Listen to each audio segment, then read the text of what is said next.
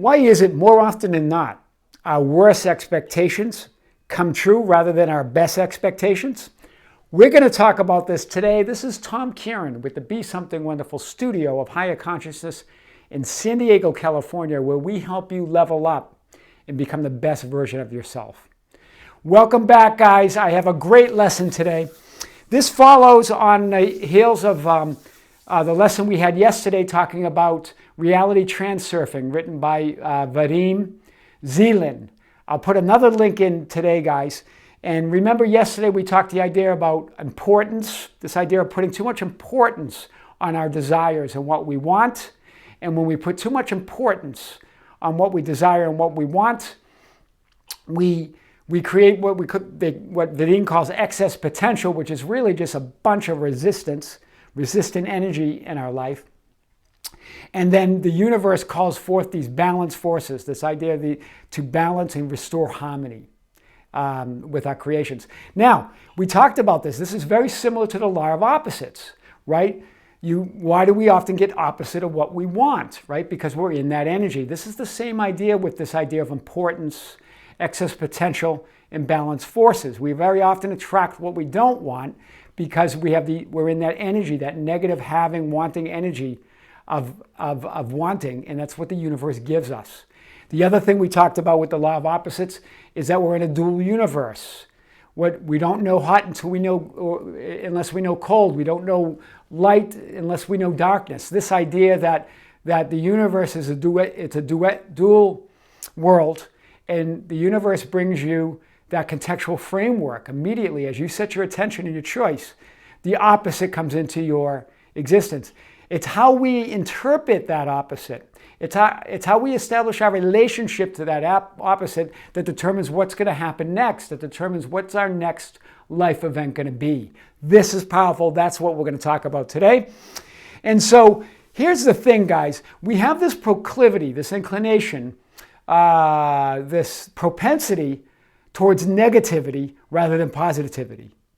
And it's this, how do we do it then? How do we become positive prone and change our fate? And when I say change our fate, the fate is in our hands.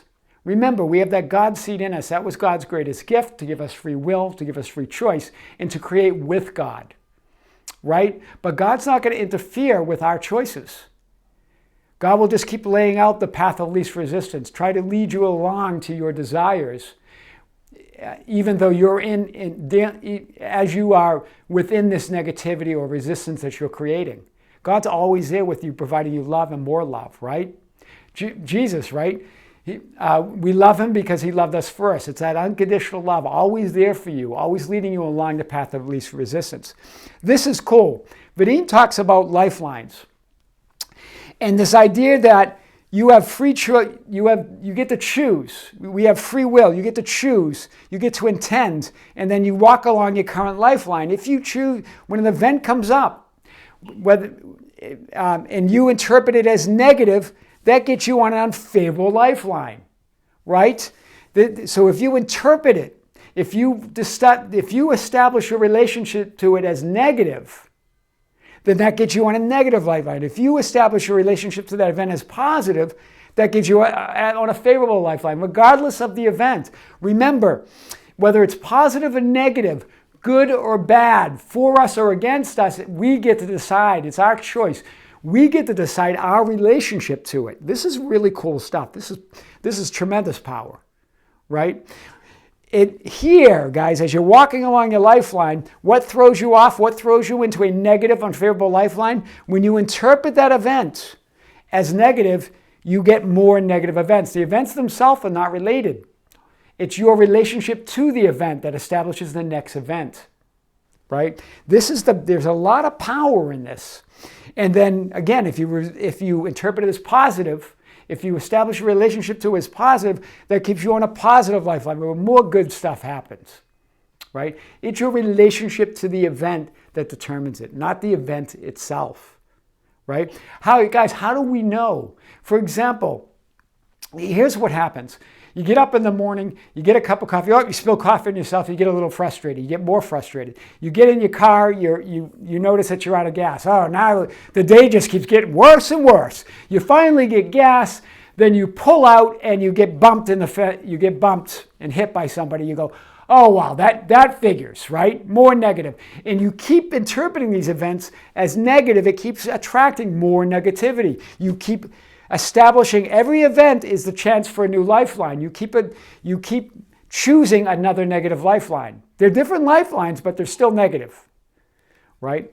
Imagine if the first thing you did in the morning when you spilled that coffee, you go, not going to cry over spilt milk. I can make another cup. Now you're immediately choosing to interpret that event, your relationship to that event, as positive.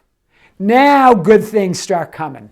Now it's just going to be happy after happy, joy after joy. Now, is it possible that an event comes up that you interpret, that again, that comes up that, say that you interpreted the coffee that as no big deal, I'm happy. You get in your car, you still pull out and you still get in a little fender bender. You could now say, I can't believe that, and turn that into a negative event and start choosing that negative lifeline. Remember, that could be interpreted as a positive event. That we don't have the bigger picture. That could have been preventing you from a much bigger accident or something that a bigger problem in your life, right? That little accident probably stalled you and prevented you from something much worse, right? We've seen this happen. We've talked about this, right? Things happen in a life and then we suffer and we interpret it as negative. We stay in this negative taint, this negative lifeline for a while until we finally get out of it. Then we get back on track. Something positive happens. We move into a totally different direction. We said, that I'd never be doing this, or I'd never have this unless that negativity happened, unless that, and we interpret that past events in hindsight, we interpret it as positive. Imagine if we didn't have to wait until hindsight, guys, and that we establish our relationship right then when it happens. Imagine the lifeline you would get yourself on. So remember, the universe, God, that power is always leading you to the path of least resistance. You're going to get to what you want. It's just you're going to decide whether you're going to suffer, create obstacles, create pain for you, or whether you're just going to go and choose it and choose to have it and go right to it. Go directly to it, right? This is the idea, guys, that I wanted to talk about. It's not the life event that is positive and negative, but your relationship to that life event. Yeah? It's that propensity towards negativity that puts you on that negative lifeline, that keeps you on that negative lifeline. Yeah? Does establish a relationship to it. So here you are going along. Here's the life event. Here's the life event. Right here is where you get to choose. Choose your best expectations. Know that there's a bigger picture. There's a broader view. That the best thing you can do is establish, what's the worst case scenario of interpreting something as positive? Oh, I was happy for a while. I wasted all that time being happy because this negative thing came up. That law of attraction, that Tom talked me into being happy, and look what happened. Guys, there's no downside. Remember, happy leads to happy. If an event comes up, you established a relationship to it. Remember, it could be preventing you from a much worse scenario in the future. You can't judge. Remember, judge not by appearances. How can you establish what the event is? You don't have the broader view. But if you establish as a positive, it's going to lead to this. It leads to love. It leads to the love lifeline. That's what you want to stay on, the love lifeline. That's who we are. That's what we're about.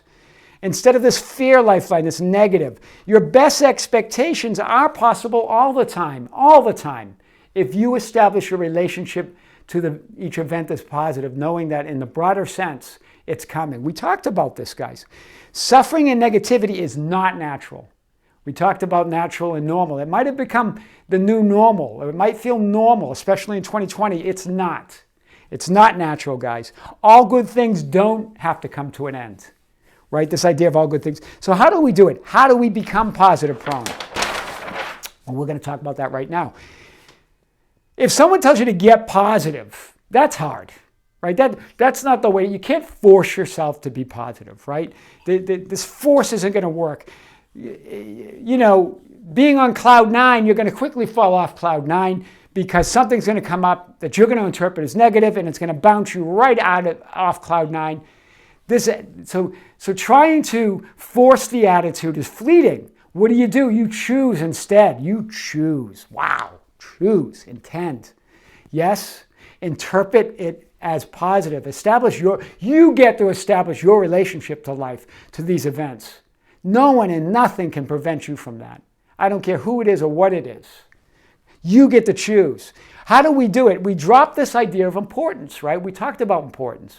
Placing too much importance on something, making a life and death situation, or not even that, just putting a lot of importance, a lot of that I gotta have it, or I gotta do it, or I have to be it. Yeah? Guys, instead of doing that, and then much of this importance comes from trying to control, right? We try to change reality as opposed to creating reality. Stop trying to change reality. It's already there. Stop looking at it and stop trying to change it. Instead, create new reality. It's about the total release of control to gain total control. I know it's a paradox, like much of the universe. Yeah, that's the beauty in it. That's the paradox. You gain total control when you let go of control, right? Instead of trying to control the events and the circumstances of what's already been created, let go. Wake up, perceive these seemingly negative events or the script that's shifted in your life as positive. And here's the irony. When you let go, you actually gain control. Control through making choice, choosing to your relationship to it. Going out and choosing to have what you want. This is powerful, guys, so powerful. Remember the power of opposites, this idea of a dual universe. We talked about this. There is power in opposites. There is power in understanding that when the opposite comes into your experience, that good news is on the way. If you establish a relationship to it as positive, if you look at that bigger picture knowing that good news is on the way, that's what you get. You'll get on that lifeline of positivity. Make it a game. This works. Vadim calls it coordination. We'll talk more about this idea of coordination, but this works, guys. Make it a game. It's amazing. You get to determine the lifeline. Let's go back to this first sheet. You get to choose the lifeline and keep choosing. Guys, it really is amazing. This is a powerful lesson that goes right along with the power of opposites. This idea of establishing your relationship to life. Yeah? You get to establish a relationship to life. Stop letting others, events, and things outside of you establish a relationship to a life. And choose it to be positive, and then it will be. You'll be on a positive life. Sure, things will come up. But again, when things come up, you don't have the broader view. You don't have the broader perspective, right? Don't shift to a negative lifeline. Stay in that positive lifeline. And when you do shift, you get to choose again. This is power, guys. It's real power. We'll have more on this.